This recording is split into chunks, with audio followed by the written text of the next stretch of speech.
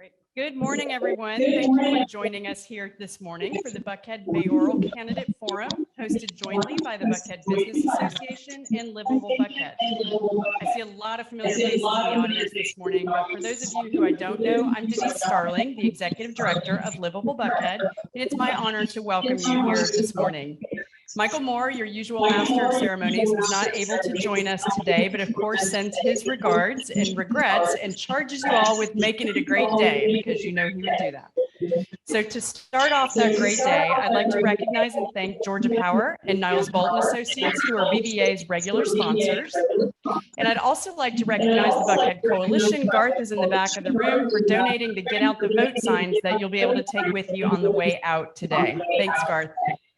And I'd also like to recognize a few key people who are with us, aside from our panel, of course, who are with us either here in the room or on live stream. We have Atlanta City Councilman J.P. Matzakite, former City Councilwoman Yolanda Adrian, former and incoming City Council person Mary Norwood, APS School Board Representative Beth Beskin, DeKalb Superior Court Judge Shondina Morris, Fulton County Sheriff Pat Labatt, Fulton County Commissioner Lee Morris, and Livable Buckhead Chairman Bob Stoker.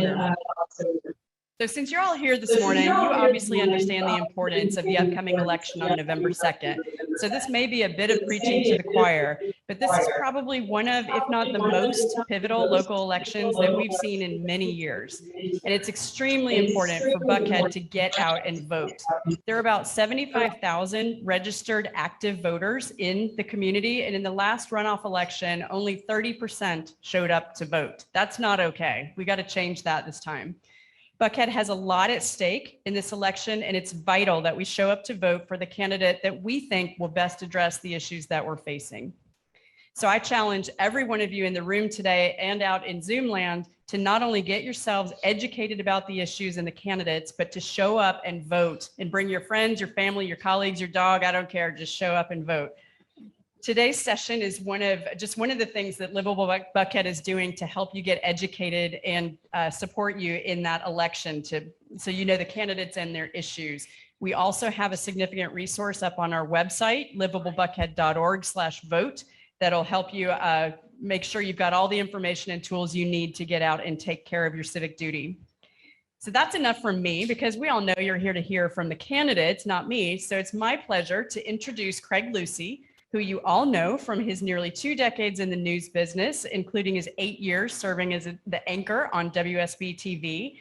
Craig has the fun/tough job this morning of actually keeping these politicians in line and not talking over each other and giving us direct answers. So please join me in welcoming Craig.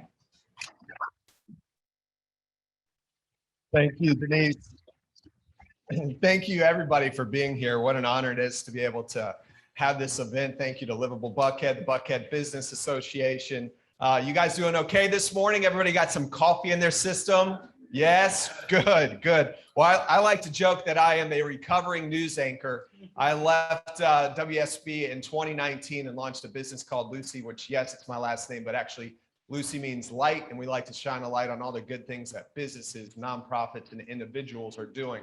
And here today, we're going to shine a light on Buckhead. We're going to shine a light on these candidates right here. As you can see, we're missing Mr. Antonio Brown and Mr. Andre Dickens. I'm told that Mr. Brown is under the weather. We'll see if Mr. Dickens shows up this morning. I do want to mention, Rainey has said that I need to throw this out, that on October 21st from 6 to 9 is the big Taste of Buckhead event. So there's information on the table. Please make sure that you sign up for that. And Rainey, I'm going to invite you up here after we do this panel to share a little bit more about that. I do think that it's very fitting that our host, Livable Buckhead and Buckhead Business Association, are hosting this very important event, because the city of Atlanta should be run like a business. We're talking about a budget in the billions of dollars.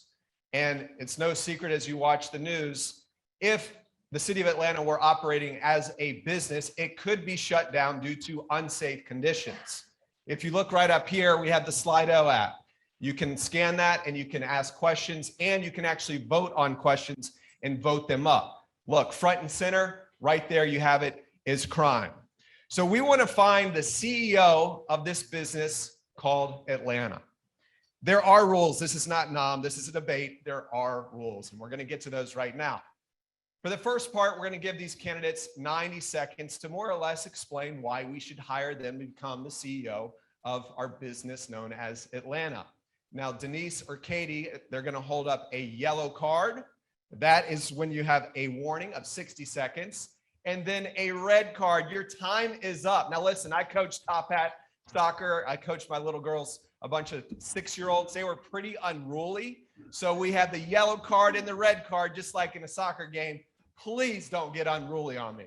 And Mr. Andre Dickens is joining us. Thank you for joining us, sir. I know all of you were up late last night with another debate, so we do appreciate your time. All right, so without further ado, since Mr. Dickens, you showed up right in the hot seat, why don't we start with you with why we should hire you as our CEO. You have 90 seconds, and Denise is going to flash that yellow card in case you didn't hear that at 60 seconds, red card at 90 seconds. Good morning, everybody. Good morning. Good to see you all. My name is Andre Dickens, and I'm excited to run to be the next mayor of Atlanta. I was born and raised here in Atlanta, Atlanta Public Schools graduate, first in my family to go to college, and I finished Georgia Tech. So I'm a chemical engineer, which means I'm a problem solver. I like to fix things. I like to make sure that things run well, but they should run well for everybody. And so I'm also a small business owner in the past. I'm a technology leader at TechBridge. I'm a chief development officer for a company called TechBridge, where I train people to go from poverty to prosperity with technology training. I've been on city council for the past 8 years as a citywide post 3 at-large member of the Atlanta City Council. And when I ran in 2013, I ran on a platform of restoring the public trust and integrity. And that was a platform that really took hold because everyone wanted to make sure they could have someone that they could trust in leadership. I'm also the council person that's over the transportation committee at City Council. I've been over the public safety committee, and I'm excited for this opportunity to lead the city of Atlanta. Like I said, I'm smart enough to listen, but strong enough to lead. I'm Andre Dickens. Thank you. Ms. Gay. Good morning. I'm Sharon Gay, a 42-year resident of Atlanta. I'm the daughter of a Buckhead native. My mother grew up in Garden Hills, and my father went to Georgia Tech, and that's how they met. I came to Atlanta to go to law school at Emory. I had wanted to be involved in public service and public policy, and I fell in love with Atlanta. I fell in love with the promise of Atlanta, the vibrancy of Atlanta, the forward thinking of Atlanta, the civic and business and political infrastructure of Atlanta that had worked together to move Atlanta forward and be a modern city, not a city mired in the past. And so I made my home here. I'm an outsider who sort of knows a way around the inside. I've worked in and with the city government for many years, mostly worked in private law practice, doing economic development and community development, helping clean up brownfields and abandoned industrial areas, and really create places that people want to live, work, and play, like Atlantic Station and Camp Creek Marketplace, Ponce City Market. So I bring to this opportunity a different background. I have worked in and with our business and civic leadership for years. I've been on and chaired lots of boards. I've worked with lots of you on different things. And I know how to bring together the business and civic and neighborhood leadership of our city to focus on our long-term challenges. And that's what I would like to do as mayor. Thank you. Atlanta businesswoman Rebecca King. Good morning. It's good to be here with you. I'm Rebecca King. As Craig mentioned, I am a businesswoman, a mother, a community advocate. I know several of you from the organizations that I've served on with you, not only locally with Neighborhood Planning Unit B, Livable Buckhead, the Buckhead Condo Alliance, but I also am throughout the city with the Midtown Quality of Life. I'm a co-chair on that committee as well. And also with CLEAR, an organization that is working to update the liquor license permitting. I have a vested interest in keeping Buckhead in the city of Atlanta, and that's what we should be focused on today. We also need to focus on the rest of the city and how we can partner and make sure that we come together to find these solutions. Leaving Atlanta is not a solution. And so we need to move forward and listen today to these opportunities and ideas to keep us together as one. Thank you.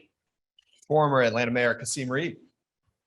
Good morning. I want to thank the good folks of Livable Buckhead for hosting this conversation. I had the high honor of serving as mayor of our city for 2 terms. When I got elected in 2010, the city of Atlanta was broke. It had 7.4 million in cash reserves, 52 million in debt. And the first thing I did when I sat in the mayor's chair was to sign a tax anticipation note loan so that our payroll wouldn't bounce. The police department had shrunk, morale was low in the city. Over the next 2 terms, we put our city in the strongest financial condition than it has been in a generation. We passed sweeping pension reform. I hired not 750, but 900 police officers, built the biggest police force in the history of the city of Atlanta, and hired 2 first-rate police chiefs, George Turner and Chief Erica Shields. We did all of that in the midst of the Great Recession, and I never used the city of Buckhead or community of Buckhead as an ATM. I never raised your property taxes. We grew construction from 400 million to $5 billion, and we left $200 million in cash reserves to be used for a rainy day. I want to be your mayor. Thank you. Atlanta City Council President Felicia Moore. Good morning, everyone, and thank you so much for allowing me to be here and consideration to be the CEO of this great city. My name is Felicia Moore. I have a bachelor's degree, cum laude from Central State University in Communications. I also have a master's degree, Master's of Science in Administration from Central Michigan University. But what I really have is experience with our city and our city government. I started as a neighborhood president, then moved on to work at City Hall for a council member, really understanding what works and what doesn't work at City Hall. Then I ran for city council and served 5 terms representing District 9, one of the most diverse districts in the city that spanned from Bankhead, which is down Lee Hollowell Parkway, to Buckhead, with also a large Latino population. Then I am now currently your president of Atlanta City Council. I know intimately the issues that we are facing. I have an intimate relationship with the employees that do the work, so I know the on-the-ground issues that need to be tackled. We have a major issue with crime in our city, service delivery in our city, but we also have a trust issue in the city. And I want to work on all of those. I would be humbly glad if you would please consider me as your CEO of this great city. Thank you. And thank you all. Believe it or not, we're running ahead of schedule. That's a surprise. So we want to get to our first group of questions. We're going to change it up a little bit. This time, each candidate will have 60 seconds to answer. You'll get the yellow card at 30, red card at 60 seconds. And as we saw with our Slido app, I see people are starting to ask questions, and you can see the thumbs up. There's a 5 right there. So again, make sure you log on and start voting or asking your own questions. We'll get to those in a bit. But first, yes, it almost goes without saying that crime is a massive problem. We saw it right there front and center on Slido. We hear that crime is generally down overall. We also know that violent crime is way up. Besides hiring some more police officers, how will your administration get tough on crime overall, specifically right here in Buckhead? And City Council Member Dickens, we'll start with you and make our way on down. Good, thank you. Yes, we have experienced a crime spike over the last 18 to 20 months, and it's the job of the mayor to make sure that the citizens of the city are safe and that they feel safe. And so what we want to do is make sure that this crime spike gets down and that it doesn't become the new normal. And so I was the first to publish my public safety plan. It's called Safe Streets Atlanta Plan. And you can read about it at safestreetsatlanta.com. You mentioned how to do this without officers. I'll tell you that the first part of this is to overcome the vacancies that we have. So I will be hiring 250 officers in the first year, but it's also important to use technology. $500,000 was put in the budget by me to be able to add more cameras, more license plate readers, and 10,000 new street lights across the city. But we also want to make sure that we do community-based policing by having officers walk the beat, to be able to be at gas stations, bars, and shopping centers, to be out of their cars, to get in front of the community. And last but not least, a lot of the crime is youth-related crime, so having youth engagement activities after school, summer programs, etc. That's good. Sometimes they mix it up. So I just want to make sure I was following the rules. What we're experiencing right now is different from what we've seen before. What we are experiencing is not an increase in overall crime, but an increase in brazen, random, violent crime, murders and attacks. It's happening all over the city, different times of day, different kinds, in places you've never seen it before. And so what we have to have is different solutions. We need to support our police, have their back, let them know that we'll follow due process, give them the right training and equipment to do the jobs that we need them to do in the 21st century, partner with the county and the courts to make sure that we keep violent criminals in jail, really work on, I know this is a huge issue in Buckhead, really focus on the problem properties, the places where crime is beginning to form, and use the laws we have in place with the political will to make a difference in those right away. And then ultimately get the police back in the neighborhoods, have them really engaged so that they know the local community, know the kids, know where things are happening, because you can't police your way out of crime. You've got to have new 21st century strategies to detect crime and see what's forming and prevent crime by being engaged in our community. Ms. King. Thank you. I think first we need to start with our police officers and bring back their morale. We also need to work with our youth. Our at-risk youth are the ones right now with the violent and brazen crime. What is in their life? We need to be back in schools with our police officers, seeing them in a proactive situation, not a reactive situation. We also need to work with our communities to make sure that we're following business, if you're operating as a restaurant versus a bar, because a lot of times that crime is reactive and happens after hours. Daily, we need to be out in our communities, helping each other and paying attention to what's going on. Our pre-arrest diversion program needs to be expanded. Our court systems need to keep our violent offenders in jail. And also for that recidivism on lower level crimes, we need to understand what is causing that to happen and give that wraparound services to people so that they don't end up back in jail again. Mr. Reed. Craig, anybody who says that hiring more police officers isn't a fundamental element in reducing crime doesn't know what they're talking about and doesn't understand policing a city. We have to partner with the Atlanta Police Foundation, first and foremost, to build the police department by 750 officers right away. We need to send city money and have private sector speed to build the department. We also need to partner with the colonel of the Georgia State Patrol. And so you need a good relationship with our governor, because partnering with the Georgia State Patrol takes pressure off of the police within the city. We also need to partner with the chief of police at MARTA and Sheriff Pat Labatt to give a force multiplier effect to our police officers. But finally, we need to look every single woman and man in our department in the eye and assure them that they will have due process and support of the mayor of the city so that they can get back to policing and keeping us safe. Ms. Moore. So other than hiring more officers, we've got to keep the officers that we have. We've got to build their morale, make sure they understand that we will follow due process. That means getting in their faces, going to their roll calls, making sure that they know us personally.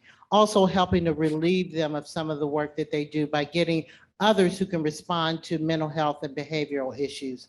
But if they can arrest as many people as they want to, we really have to work with our Fulton County court system to make sure repeat and violent offenders aren't getting back on the street. And one way we can do that is by allowing space in our pretty much empty jail to be used so that that is not an excuse to continue to let people on the street. And then we also need to look at code enforcement in and around our bars, nightclubs, and restaurants, lean into our children and mentoring and other programs, and also elicit you, the community, as part of the solution as well. Thank you. Thank you all. All right, we're going to get to the second question. Same format. Each of you has 60 seconds to answer this. Now, as you all know, there is an initiative well underway to divorce Buckhead from the city of Atlanta. Starting to see more and more of those signs all over Buckhead. But this vote's not going to occur until November of 2022, as you know. So this timing is really key. It gives the incoming mayor 10 months to play an extremely pivotal role. So What specific actions will your administration take within that 10-month period to make sure that Buckhead remains a part of the city of Atlanta? Mr. Dickens. We're gonna always start with me, huh? For now, and then we're gonna switch things up. Hey, man, hey, I came in late. I get it. I want to put you in My that bad. My bad. Give me some break here. Okay, I'm just kidding. This divorce between Buckhead and Atlanta, this proposed divorce, is going to be an unnecessarily expensive one for both spouses. And the children will be who will suffer the most, and that's the Atlanta Public Schools with $230 million deficit that they will have. And so in the first year, really 10 months, we have to prove the case that Buckhead wants to be safe and Buckhead wants to feel heard. That's what we're experiencing right now. But that's also the case for everywhere else in the city of Atlanta. I've lived in Buckhead, Midtown, Southwest, and Northwest Atlanta. The same is true. So my Safe Streets plan, we'll enact it immediately and make sure we start hiring officers, and you'll feel safer and we will be safer. We'll put the chief on a 100-day contract to make sure that we have metrics to judge how fast the crime is coming down and how fast we're recruiting, but also the training to go to 21st century policing models. The other thing that we'll do is I'll be very present.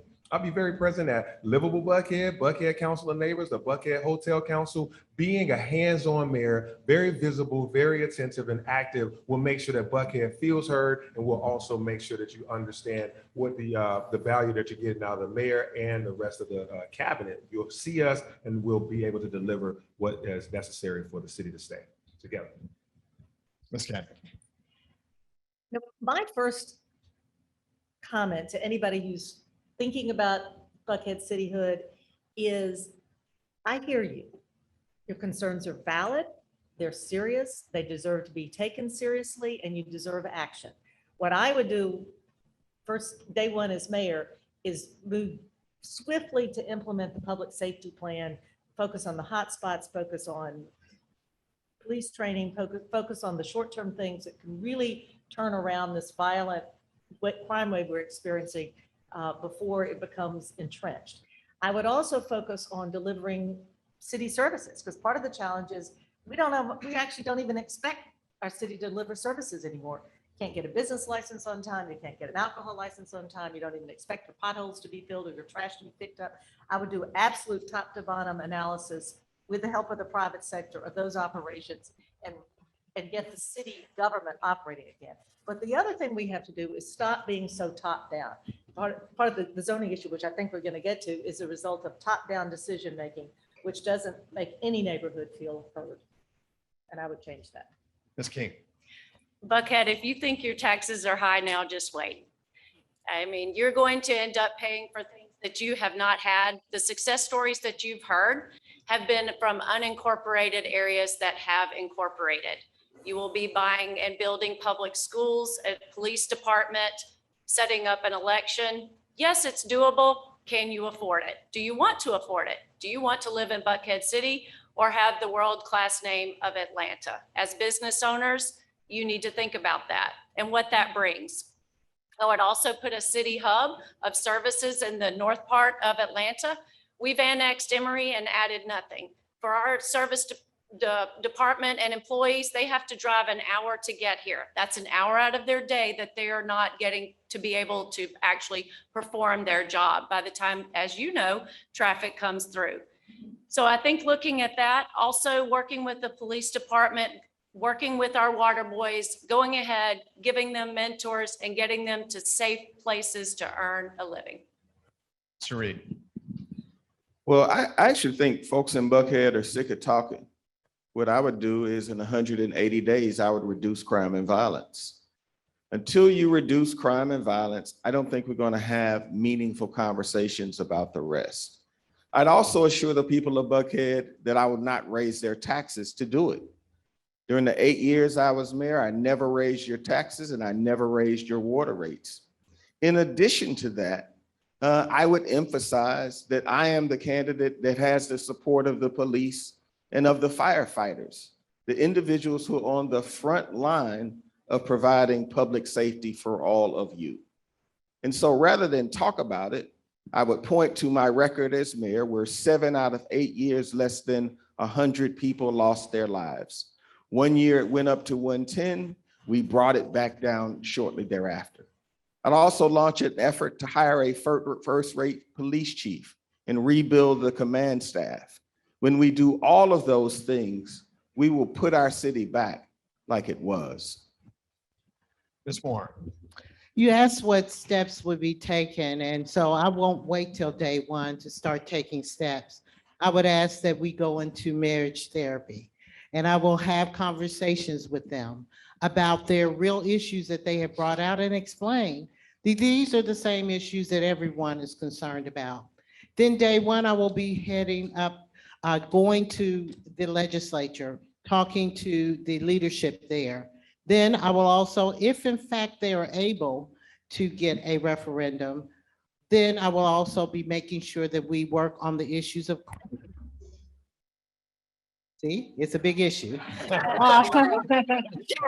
And then also working on our city service delivery, which is pretty much non-existent. Our city is extremely dirty. And then after that, I will also be making sure that we work to make sure that they know that we're an ethical city to work in, and I will be working to get them and you all who may be voting on that to vote to stay in the city of Atlanta. Thank you. All right, Ms. Moore, thank you so much. Mr. Dickens, you'll be relieved to know I'm switching up the format right now, all right?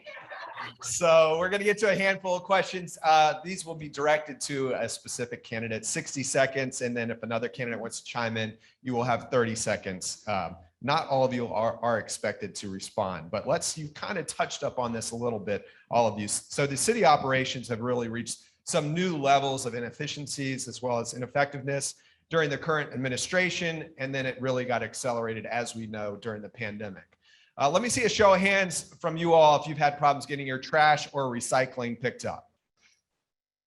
Okay, for those watching the live stream right now, I'm seeing quite a bit of hands. So with that in mind, what specifically will you do to ensure that city government really operates in an efficient manner? And City Council President Felicia Moore, we'll begin with you.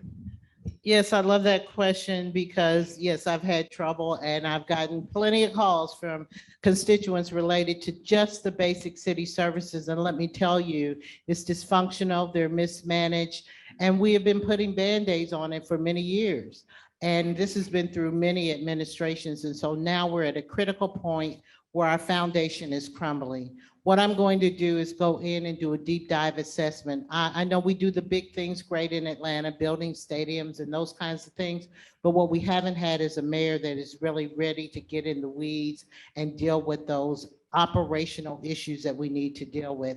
We need better management, we need equipment, we need facilities. So we're going to do a deep dive, quick assessment of what those needs are so that we can get service delivery on track. And that will include everything on the table from management, private management, contract management, as well as looking at our staffing to see how we can, I see I have read, looking at our staffing so that we can see how we can move things around and get it done. Excuse me. What I'm going to do is go to work every day. If you try to go to City Hall, if you tried to go in the last 15, 18 months, you haven't been in the building. I believe that a mayor should be on the second floor and that all of the employees should be at work. We are the government. And so my sense is during the pandemic, we should have been at our most active.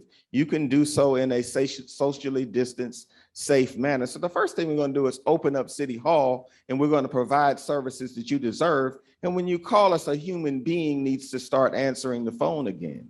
We're going to start with that. The second thing we're going to do is look to private sector talent and skill. When I was mayor, I hired Peter Amon, a Buckhead resident, as the chief operating officer of the city of Atlanta, and he helped to improve systems and operations radically. We had on-time trash pickup, on-time debris pickup between the 88% to 92% range. So we need to bring in private sector talent and we need to get back to work. I would ask that we stick to the time, please, as best that we can. When we see the card, the Atlanta voters need to hear where we are on things. And I would ask that you would repeat the question. Okay, we're talking about right now problems with trash, inefficiency. So how do you make sure that this city is going to operate in an efficient way? Technology. We need to up our game in technology. We're a technology hub in Atlanta, yet we utilize hardly any of it. It's not been budgeted for. We get the basics in technology, but we don't have the next level that we need. We're calling 311 to get services where we should be using a Google form. Every one of you have probably used a Google form by this point. We need service hubs where, again, as I mentioned, people aren't traveling from all parts of the city, getting stuck in traffic. Equipment needs to be invested in. Thank you. When Shirley Franklin was elected, I was involved in her transition, and I remember saying to her, ask for more help from the business community than you think you can get, because everyone wants you to succeed. She did, and I would. The problems with the operations of city government have been festering for years. COVID has exacerbated it. I spent the last 4 years as Atlanta managing partner of the global law firm Dentons. I had to figure out how to manage an office and still deliver services to our clients during a pandemic. And we need to get City Hall open and back to work. I would rely on the private sector to really help me do a deep dive into the operations of city government and modernize, improve, and get back to the service delivery. Mr. Dickens. Yeah, so as a city council, we have approved budgets that allow for all of these activities to take place. So now I want to be mayor, and I want to use my engineering technology to be able to provide an optimized system that improves on what we have today. I think we need to be data-driven, which is why in my first 100 days, we're going to set up where we're going to have consultants come in and do an assessment of all constituent-facing departments that we have. That means the Department of Public Works, Transportation, our permitting, and the various other licenses, to be able to see what our service level agreements are being met and which service level agreements are not being met by the service delivery. We're going to be data-driven with metrics and dashboards. Great, thank you. The next one I want to get to is basically the city, this community have worked together for decades to craft ordinances. I moved to Atlanta in 2011. I'll tell you, I recently went to a Falcons game a couple of weeks ago, and we do a lot, my company, work over on the west side of Atlanta, doing a lot of storytelling. I am seeing the same homes boarded up over there since 2011. So what good are these ordinances and laws if there is no enforcement? Mayor Kasim Reed, will begin with you. So what will your administration take to address the lack of enforcement, not just code enforcement on the west side, but across the board? We will enforce our laws and ordinances. The fact of the matter is we eliminated the code enforcement backlog during my time as mayor, and we were very aggressive towards repeat offenders in that space. We also created super fines for people who do not take care of their properties. And I got personally involved and actually went to court where there were repeat offenders who were damaging our communities again and again. The other part is that we need to fully staff our code enforcement function and make sure it operates every day. Thank you. Anybody else want to take that one? Yes, I will. A lot of this with our code enforcement, we've had code enforcement. They don't have the tools. They're also police officers. So that again is another portion of why we need to have more police officers. We also need to quit penalizing our way out of a situation that obviously isn't working. If you're doing the same thing over and over again, then you should expect the same result. We need to work within West Atlanta, reach out to those landowners, and also work to get people out of affordable housing into home ownership. Home ownership through NACA and any other tool that we can see, because once you have pride in ownership, you take care of your neighborhood. Thank you. Ms. Moore. Yes, what good is a code if it's not enforced? And being on the legislative side and having passed legislation that would put these codes in place and not watch them enforced is one reason why I'm running for mayor, because you're on the side of making sure we have enforcement. I'll just take one example, other than vacant houses that are boarded up. The other one would be anything that goes on around our bars, nightclubs, restaurants, lounges. Half of the positions are vacant. And as mayor, I'm going to get those positions filled. They know that no one is going to come. Oh, I'm sorry. I didn't see the break. Thank you. Time's up. Ms. Gay? Yeah, this issue, like so many other issues, is about leadership. As you said, the question says, we have laws on the books that affect vacant and properties in disrepair, that affect businesses that aren't following their alcohol license or don't even bother to get an alcohol license. What we need is clear direction from the mayor. Get the city attorney, the city solicitor's office, the police department on one accord about what is needed to do, and then the political will to do it. We certainly need to enforce the code and fund it properly, but a lot of this is about leadership and making it a priority, and I would. Yeah, just like everyone has said, we have laws on the books that allow for us to enforce the law, which is that we can't have these vacant and dilapidated houses. So we did do one step further, which was to allow us to demolish the home and then to give a lien onto the landowner.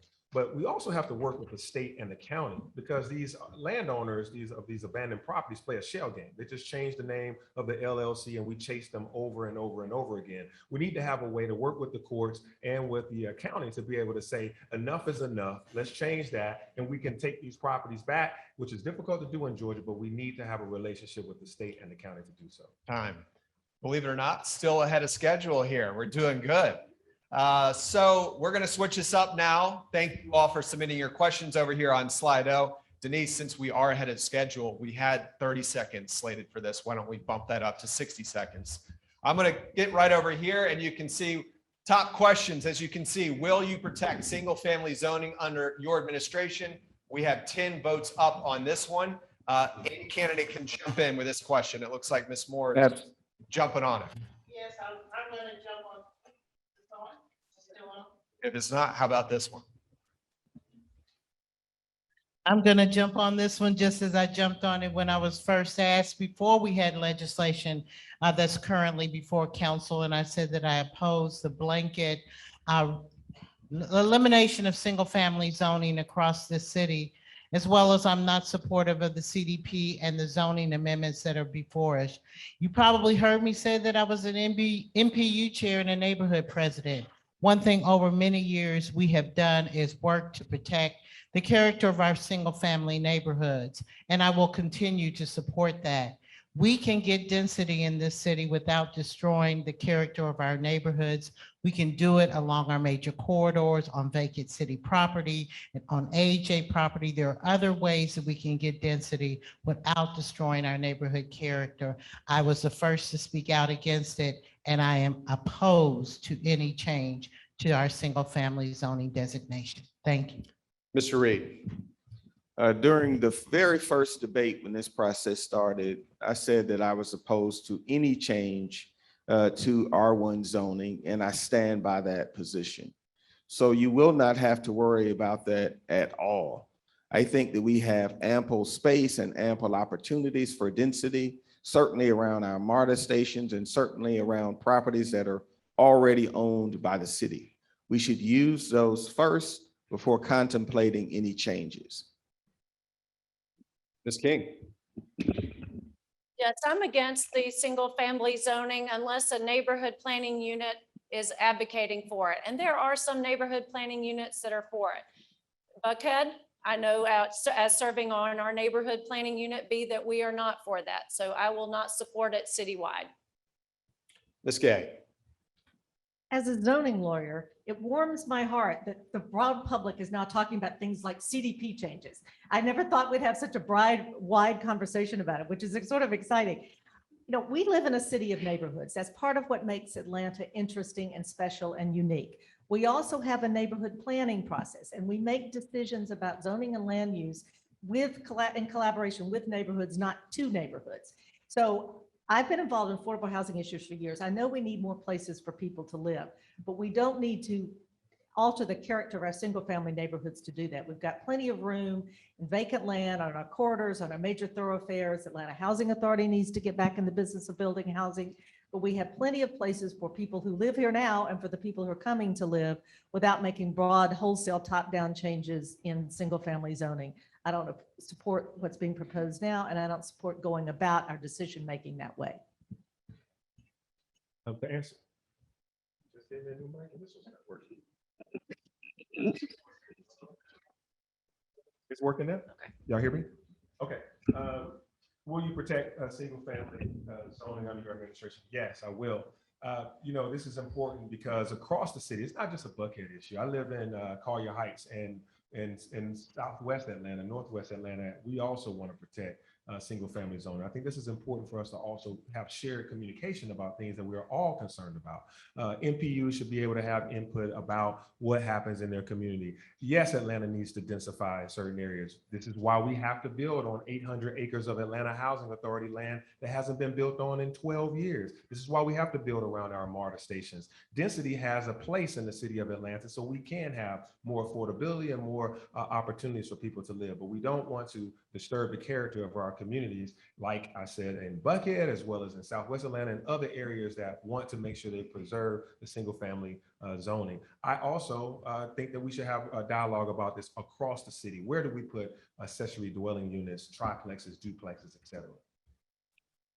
Great, thank you. I believe we've pretty much hit up on that top question. What is your plan to address and resolve crime in the city of Buckhead? We can circle back on that again, but let's get to this question where it says, how will you recruit and hire more police officers in a way that is different than the current administration? Yes, with this spike in crime, there's been talk about the city of Atlanta hiring 800 new police officers. I was reading, according to the Police Foundation, it takes 21 weeks for the police academy, and then they need to be out there on the streets for another 12 weeks training, and then up to 3 years before they can be promoted. So what is your plan basically to recruit and hire all these police officers so that there are more than 80 police officers here in Buckhead patrolling Zone 2?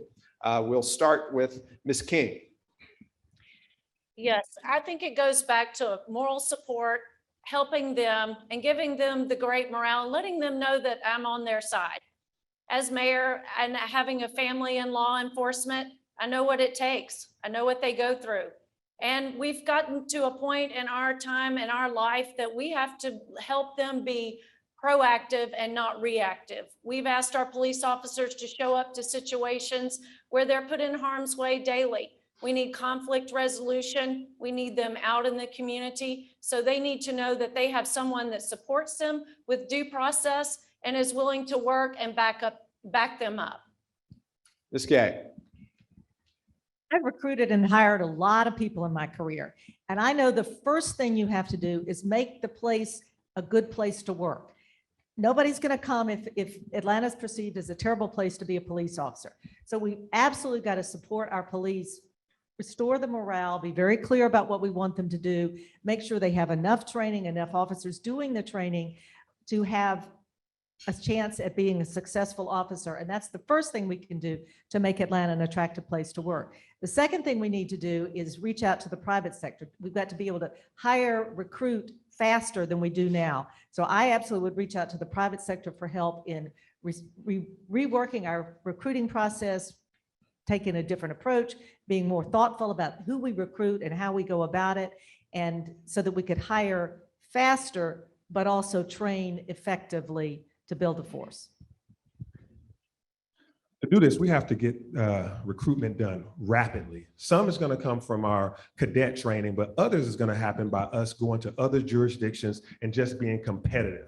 We're going to have to go out there, and the mayor has to be the recruiter in chief for the city of Atlanta. And so one thing that we'll do is we'll go to all across the Southeast and the South to make sure that officers want to leave wherever they are to rapidly come here, because we can't train quickly enough to get to 250 in the first year. But as for training, we have to have world-class facilities, which is why I personally voted for the public safety training facility. But also, I have put together the Unity House, which is where we're going to have 38 officers that are able to go through cadet training and live in the city of Atlanta. Cadets are going through and living in cars and sleeping in motels and hotels for those 20 plus weeks. Now, because of me and my relationship with APS, the Atlanta Police Foundation, and Invest Atlanta, I have helped to build a new housing that recruits will go that be able to live in. This is important to boost the morale of the police force so we can attract officers quickly. Ms. Moore, Mr. Reed. Go ahead, Ms. Moore. So first, we need this. I think I need your mic. Try it again. That's not, try it again. No, there you go. So first, we need to stop losing them. After we do that, we need to look at getting an HR professional that will give us a very aggressive strategic plan on how we can hire more of the officers.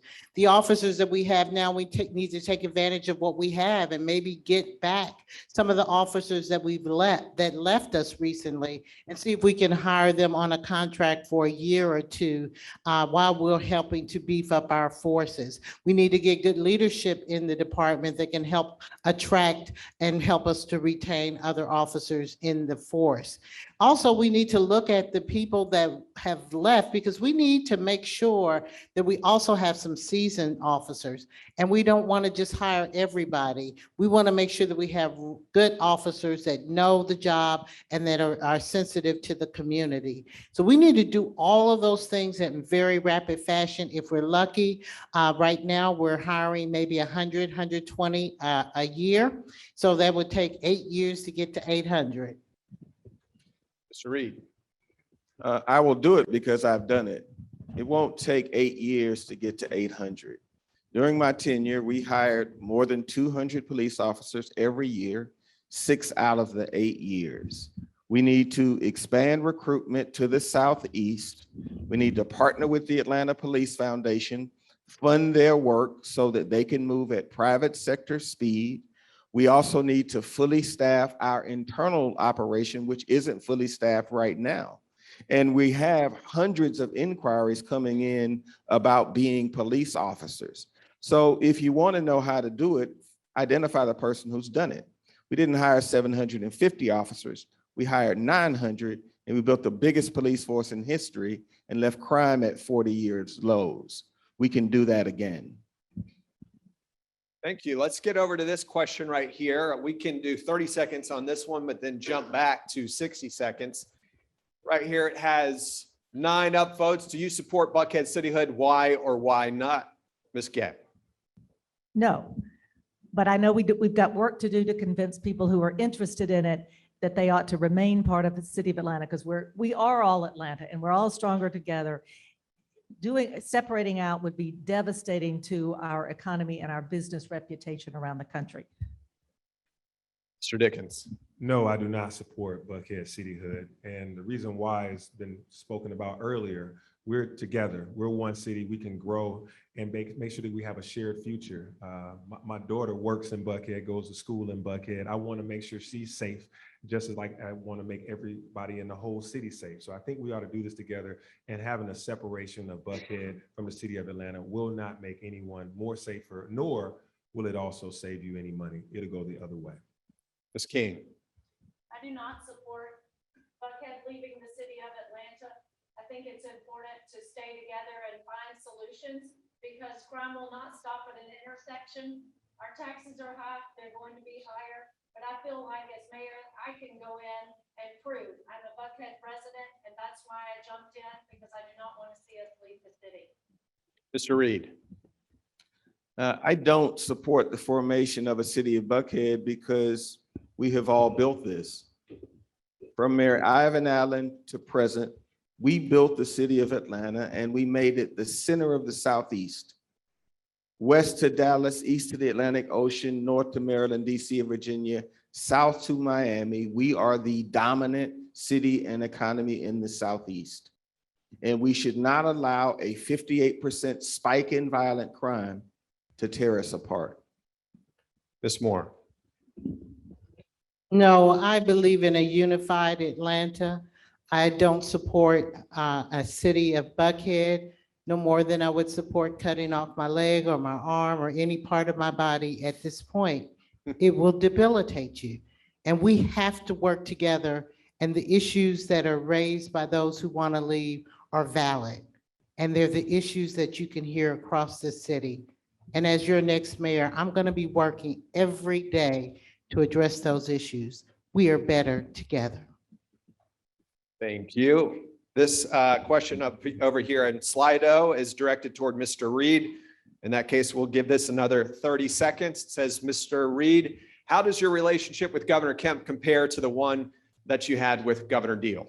I think it's going to be hard to replicate the relationship I had with Governor Deal because we got so much done over our 7 years. But Governor Kemp and I served together in the Georgia State Senate, and I always remember that the governor's office is about 345, 350 steps away from the mayor.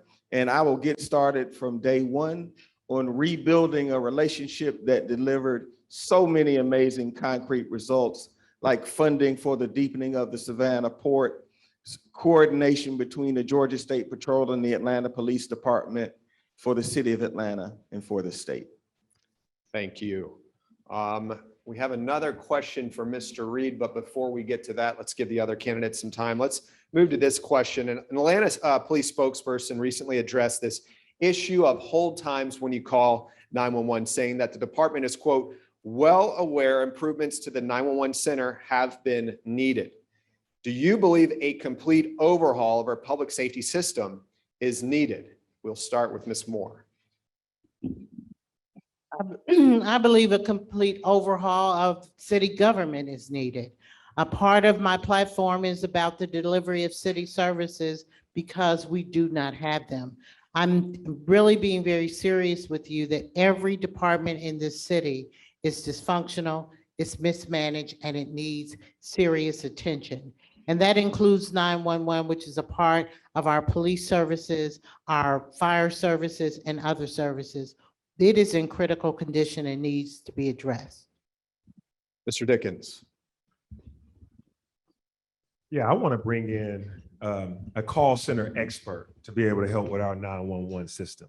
We have great people with technology in this city, actually, that have run the largest call centers in the world. And I think we can actually employ the private sector, their technology, their knowledge to be able to help us get some of this backlog that we have in our 911 technology that we have. But it's also because we have officer shortages. Last week, I went to Zone 1's roll call and sat with those gentlemen and women and had a meal with them. And it was 11 out of 14 for those beats. 3 were missing. Ms. Gay. Yes, I also think it needs a major overhaul, and technology is a huge part of it. The city has lagged behind in technology for years. We're way behind the private sector. We can't keep up. We don't have the right talent and the right resources. So I would absolutely focus on the technology side of the 911 center, but also make sure it's fully staffed.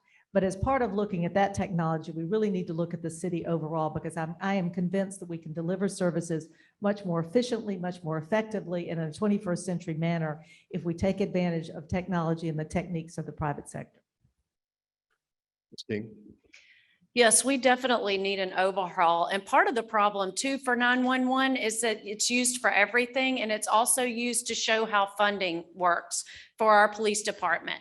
When you're told to call 911 for things that, yes, might be code or violations or different issues, we need to separate out into that pre-arrest diversion portion so that we can help those that it's really about mental health or homelessness. Yes, it's a code violation, but it doesn't escalate to an emergency of 911.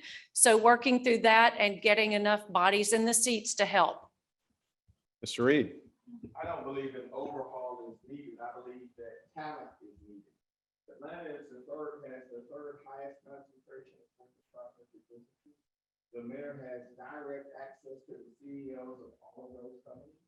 We can identify the most troubled areas of government and have the support from leading businesses and CEOs to work on specific problems that are causing issues for our citizens. Great, thank you. Let's get to this now. Top question with 9 votes. How will you tackle the crumbling infrastructure, and how will you make sure those dollars are equitably distributed throughout the city? Who would like to take that question first? I will. There you go. As a condo unit owner and a 2-time board chair of our condo, you had to have a reserve plan and a reserve study, long range and short term, and look at those items that are critical to life safety, attack those first. That's what we need to do with our city. What is the most important? We've had roads that haven't been paved in 30 years, my understanding from the Adamsville Forum that I sat in, and some roads that haven't been paved at all. So we need to dive into that, look at our planning department, and as we bring on new units, new density. You can't take something a lot that has 3 toilets on it and add 600 toilets and expect that sewer system to work well. So it's diving into that crumbling infrastructure, work with our neighborhood planning units, let us know where we need to go to direct those funds. And we need a full assessment of the city. It's not just Buckhead that has a lot of potholes. You can drive anywhere in this city and see the deterioration. Equitable distribution of our problems means that we have to have equitable distribution of our solutions. We filled 28,000 potholes in the last 4 years, which sounds like a Herculean task, but why did we have 28,000 potholes? That means the streets were that bad. If you think about it, that means that we've paid so much attention over the last 30 years on the shiny things, but not really what really keeps us going each day. We have to invest in our infrastructure, which is why I'm excited about the $1 trillion that's going to come and Georgia getting our oversized share of that to be able to utilize those funds to improve our infrastructure, whether that's transportation, whether that's sewers, but also see our parks as part of our infrastructure, as we all saw that during the pandemic needing our nature. And so I think that what you want to have is someone who's able to do projects, project management, and to deliver all the way down to completion. Small projects that have a major impact are also going to be a part of my administration, so we can see a groundbreaking and a ribbon cutting within the same season of the year. When we talk about how do we equitably distribute the money, having been around when we had the quality of life bonds, what we did to make sure that it was equitable is we made sure that every district in the city had the same proportional amount of money to utilize for projects in that district. That way everyone got some because everyone voted on it. We've now had the Renew Atlanta bonds, which you know that we ended up having to recalibrate because we didn't have money. So what we need to do is make sure when we do get additional funds, either through a referendum or through federal government, that we get those promises that were on the table that we had to push to the back burner taken care of.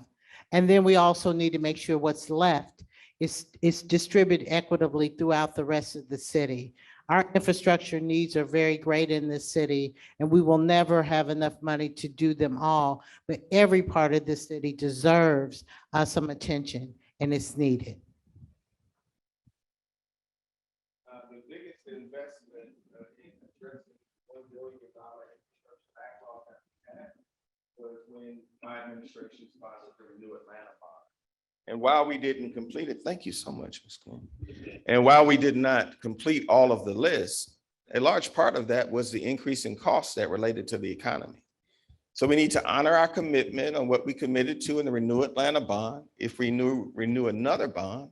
And that way we will have kept our word to voters, but we continue to reduce the infrastructure backlog, which we simply cannot allow to grow at the rate that it was growing in the past.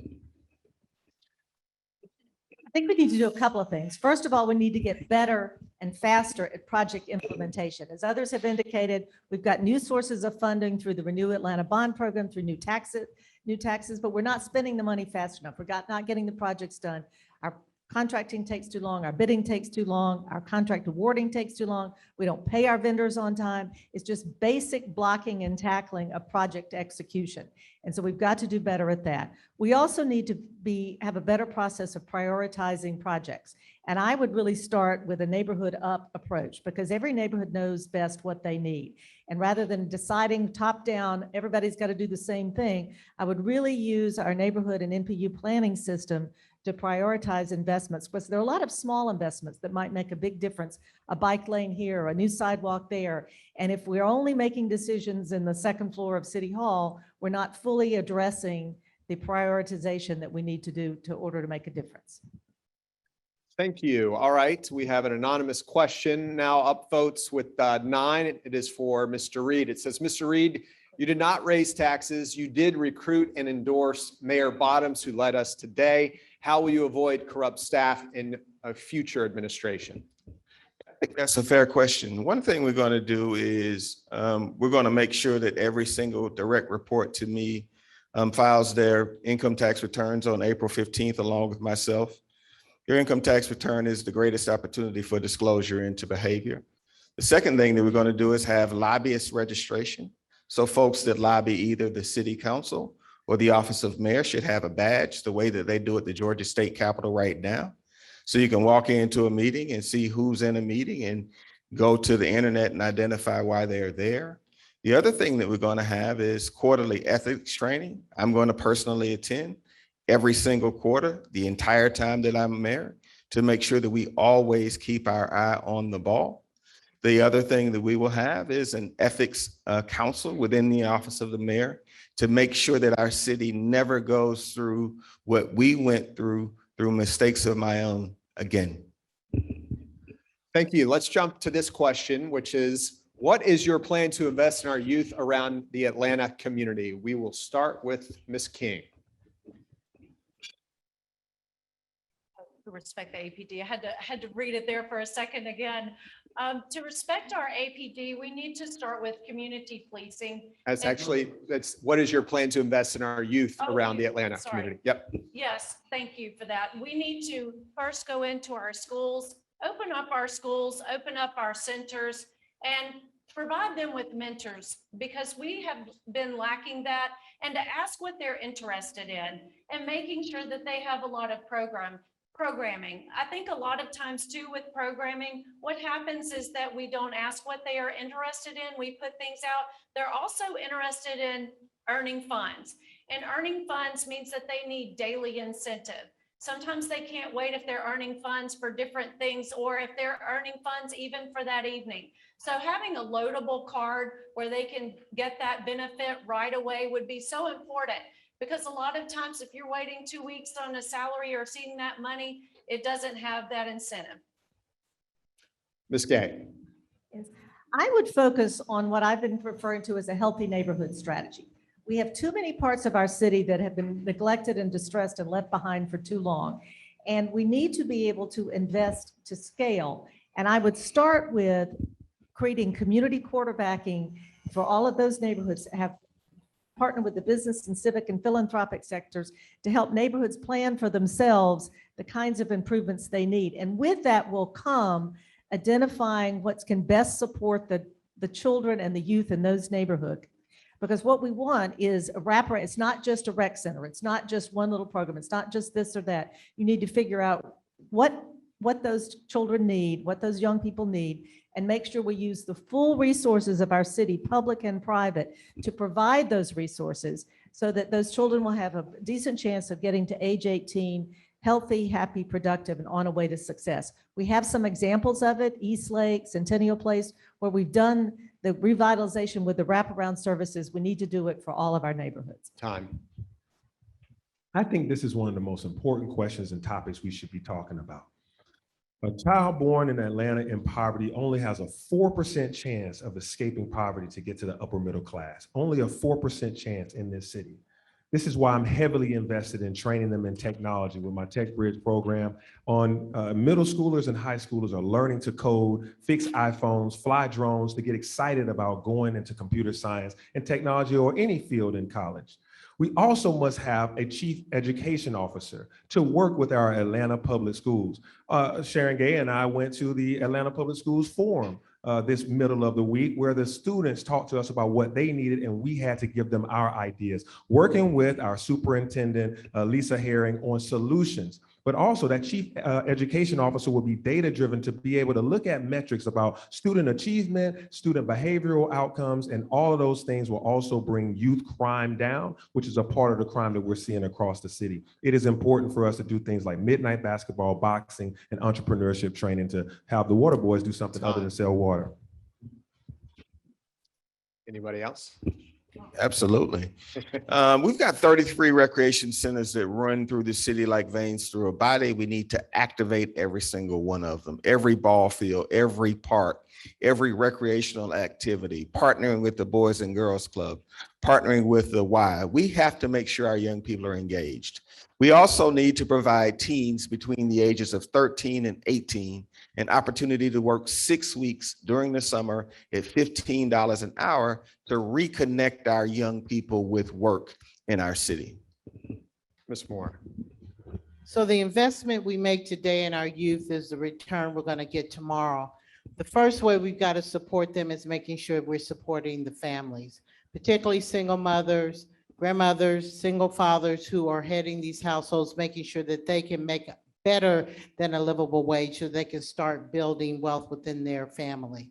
Secondly, for the kids, we need to know what they want to do. We need to use our recreation centers, our workforce development agencies. These kids want to make money, and we should get our summer youth program up and running, get them engaged and involved, get them in job readiness training so we can work with our private sector partners to get them jobs and get them to work. We're either now going to invest or we are going to have the return of more of them finding themselves in the criminal justice system. What I want us to do is make sure we're heavily investing in the family and the kids so that we have productive citizens of our city. Thank you. Thank you. They've been pretty behaved, wouldn't you say, so far? I think we might need to change this up a little bit. So I've been asking questions, you've been asking questions. Maybe you all should ask each other questions. Anybody have any questions? No? Silly and performative. All right, then. So one way to figure out your candidate is ask them the questions. So Ms. Gay does not want to do that. That's fine. Let's talk about this real quick because it is getting a bit overshadowed with the issue of crime, and that is traffic. I recently traveled to Salt Lake City, Utah. I was there speaking at a conference, and I was talking to the Lyft driver, and I was driving from Salt Lake to Provo, Utah. All along the highway during that drive, I saw brand new building after brand new building, all these new tech companies like Podium and what. I said, what's going on here? When did this growth start? He goes, oh, it's been happening for the past 2 to 3 years. It's been accelerated with COVID. We call it Silicon Slopes. So he said, we also have very little traffic and we have very little crime. Business is booming in Salt Lake and Provo, Utah. So what will your administration do? I've lost my mic now. To prevent these traffic issues? This one will start with you. Well, as I've said it, when people ask about traffic, that everybody complains about it, but no one wants to admit you're a part of it. I mean, we sit in traffic because we are a part of that traffic. We need to get away from being a car-centric city. Everybody wants to use their cars to get where they want to go, and we're going to have traffic. We also need to try to synchronize our lights. A lot, but we need to use infrastructure dollars if we have it to do that. But we've got to get people incentivized to get on transit, not just the people who've been the backbone of our transit system who have to use it to get to their doctor, to get to the grocery store, but to get you and I and others who use our cars to get on it. And to do that, it's got to be more convenient. And to do that, we need to get our Beltline, our rail built, so that we can get a connection around the city. We need to get smaller buses that can come up in the neighborhoods and make it easier for you to connect to the larger system. We have got to look at transit as a way to get us out of it. And it's going to take time because we've got to change our culture and our mindset of how we get from point A to point B in this city. Mr. Reed. Well, obviously, we need to support MARTA's execution and implementation of its expansion for the future of our city and build density around our MARTA stations faster. The second thing that we need to do is we need to build the light rail line between Lundberg and Emory University and the CDC, which were annexed into the city of Atlanta under my leadership. That gives us an amazing opportunity to relieve congestion against that very important corridor. And Emory University is the largest employer in the state of Georgia. The third thing that we need to do is to do something that's really fundamental. We need to follow Bill White, the former mayor of Houston's model, and clear our roads and streets quickly when there's an automobile accident or when a car stalls. Right now, when we have an accident on our major thoroughfares, the amount of time it takes to clear an accident or if somebody has a flat tire is far too long. We need to create teams that actively move those folks out of the way so we can get traffic moving. Thank you. Yes, we need more last mile connectivity. We can get to a major thoroughfare, but we can't get in the neighborhood easily. You try to run errands because you don't want to sit in traffic on during the weekday or in the afternoon. Saturday, you'll take up just about your whole day. We have to incentivize people as well through our business, through our city government, and utilize it ourselves. When I-85 was burned, I heard so many people use it and then we got away from it. We need to encourage that again and work with our neighborhoods to have shuttles, get them in and out, work with our public school system, put our public school system on MARTA. Many major cities do that. We can have mentors, we can help ride and get them to where they need to be, but that also helps the parents trying to run errands with their children and get them where they need to be so you can in turn around and make it to work on time. What we need to focus on is mobility, getting people to where they need to go, to school, to work, to shopping. And there are a lot of different ways to do that. I would be a very active partner with MARTA to implement the More MARTA program faster. We passed a new tax. We want MARTA to be expanded faster. I would be an active partner in making that happen.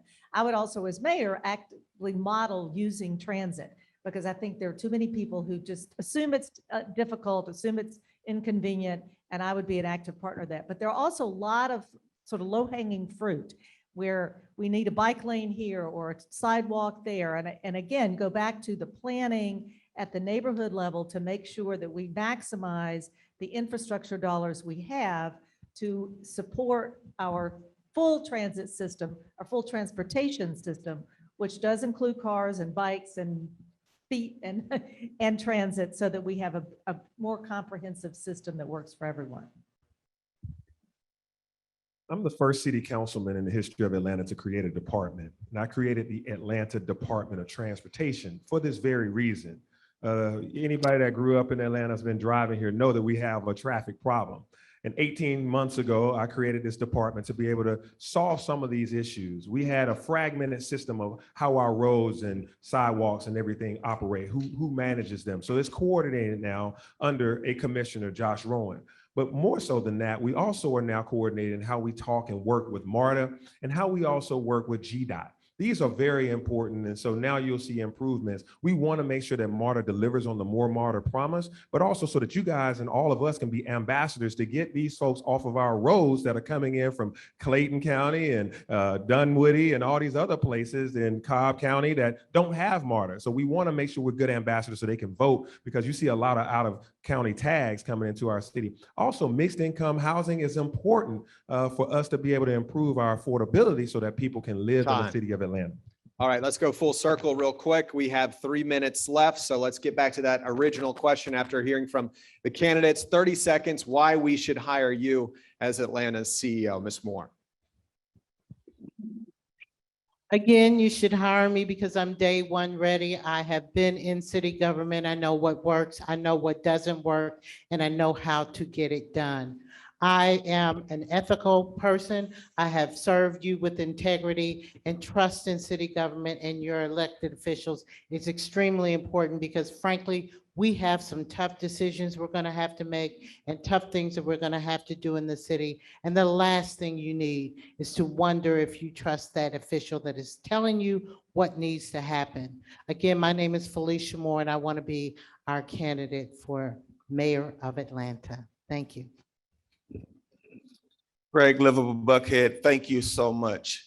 When I leave this meeting and this conversation, I will go and receive the endorsement of the women and men of the Atlanta Police Department. Last week, I was endorsed by the firefighters of the police department. This election is about a 58% spike in violent crime and 157 murders. And the individual that within 10 months can turn around this tide of crime and violence. The people who do the job of keeping you safe trust me to do the job of mayor. I humbly ask for your support. Thank you for having me today. I'm not a career politician, and I think it's time for a fresh voice. We've been hearing that the same thing is happening over and over again for years. If you want a different result, voters, you have to be the one to change as well. I'm a Buckhead resident, but I'm here for the city of Atlanta. I want us to stay in the city. I think it's important to finally solve problems, fix our crumbling infrastructure, and tackle that rising crime.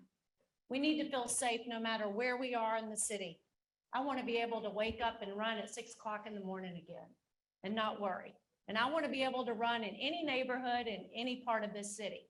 I should be able to take Marta somewhere and run back.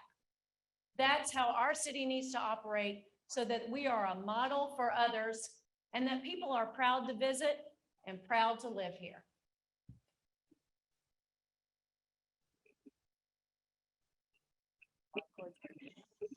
The culture of an organization is set from the top. As the CEO of the city, which the mayor is, I would set a tone of excellence, honesty, and quality service. I would set a clear vision.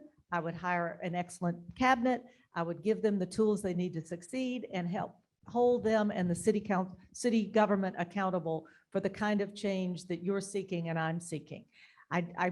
I bring years of experience in running and leading organizations, in leading teams, in setting tasks, developing strategies, and executing. And that is what we need right now. We need a new kind of leadership. I offer a servant leadership model, and we need a different approach if we're going to change the trajectory of this city. I would provide that difference.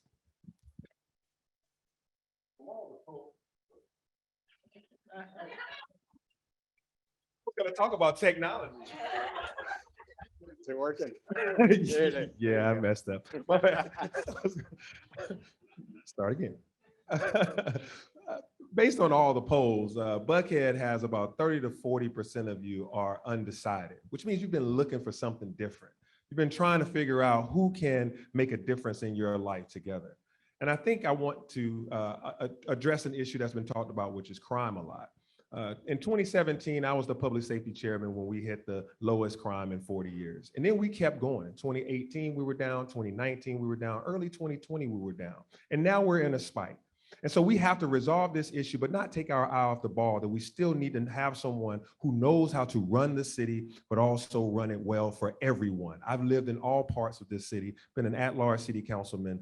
I'm an engineer. I want to solve the problems with you. I'm smart enough to listen, but I'm strong enough to lead. We can get through this together. And I want to make sure that I'm the mayor for the city of Atlanta that will make you safe, but also make you proud. Thank you. I'm Andre Dickens. All right, everybody, give our candidates a round of applause.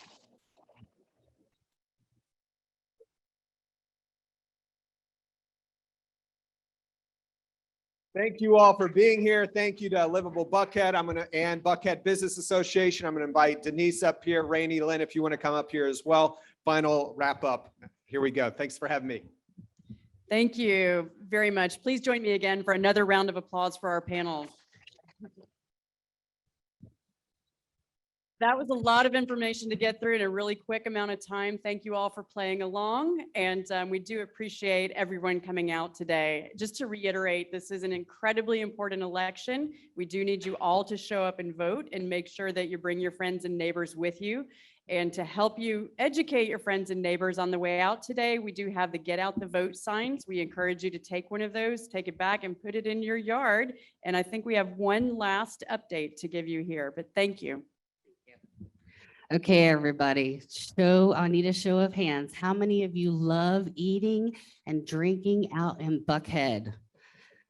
Okay, so how about let's come out and celebrate our community, connect with fellow businessmen, and enjoy and celebrate our city because we are better together. Next Thursday night, October 21st, from 6 to 9, we'll be at the Stave Room. It's going to be a fabulous event. All the food and all the drinks you can stand, good connection, good community, staying committed to Buckhead and making it a great place to be. So if you get your tickets today, use the code Atlanta Mayor, all caps. You get to save $20 for showing up today because you coming makes a difference. So I want to see each and every one of you next Thursday night, and let's celebrate our city because that's important. And I forgot to thank our fantastic moderator, Craig. Thank you very much for everything today. And we are adjourned.